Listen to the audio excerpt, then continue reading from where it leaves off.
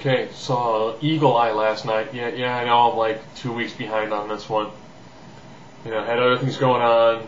Had nothing going on. It's like, alright, let's see what we can find for a movie, because quite a few came out, and most of them seemed like they were probably going to kind of suck. So looking down to Blindness and Eagle Eye, so we decided to catch Eagle Eye. Okay. Yeah, I know it's another Shia LaBeouf movie. I know people are getting sick and tired of seeing him in movies, but he's not that bad in this one. Pretty much, if you've seen any of the trailers, that's like all you can reveal of the movie without giving away huge plot points.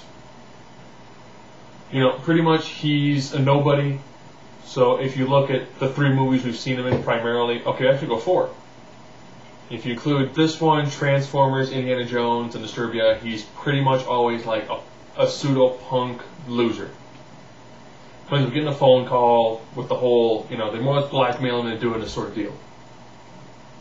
There's a woman, too, who, she gets a phone call more or less saying, if you don't do this, we're going to derail the train your kid is on and kill your child.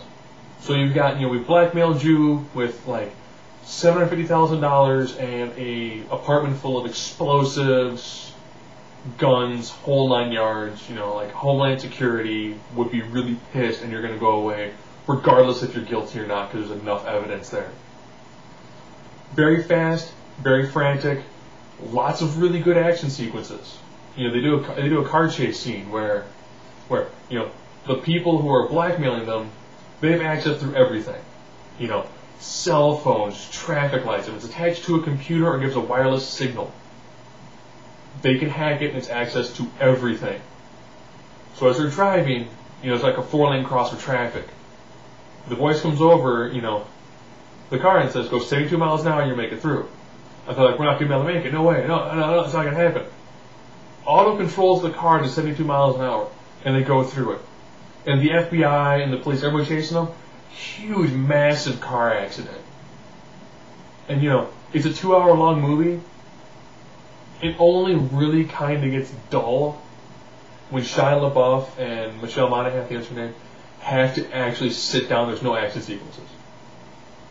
That's all I'm going to say about it. It's a good movie. It's action. It's fairly light on plot. I'm going to give away a couple major plot points in like 10 seconds.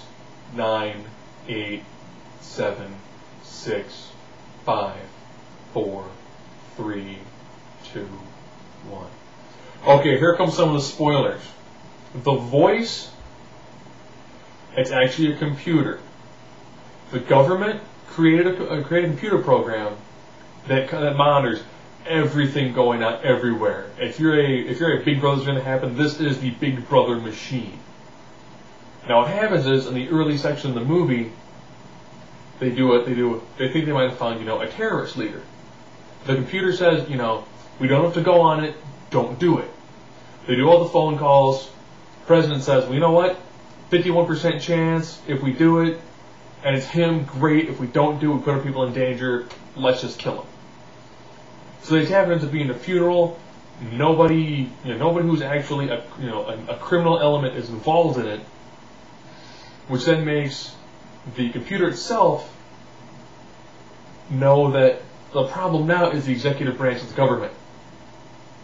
So during the State of the Union address, it orchestrates a crystal explosion, which we're talking, like a small amount would wipe out the whole Capitol building during the State of the Union address. So everyone's there, like the top 12. And, this would actually be good if you want to try to learn, it's like President, Vice President, Speaker of the House, all the way down to like the 12th spot.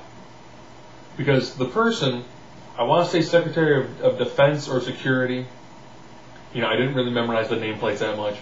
But it's Michael Chiklis. That's the one person who went, I don't think we should do this. We don't have enough. The computer says it's not a go, we're not going to go. And that's the person the computer wants to end up, more or less running the country. So that ends up being the plot of the movie. Is it's 2 people being blackmailed by a supercomputer that essentially wants to kill most executive branch of the government, and have the one person who listened to the machine actually be the person in charge.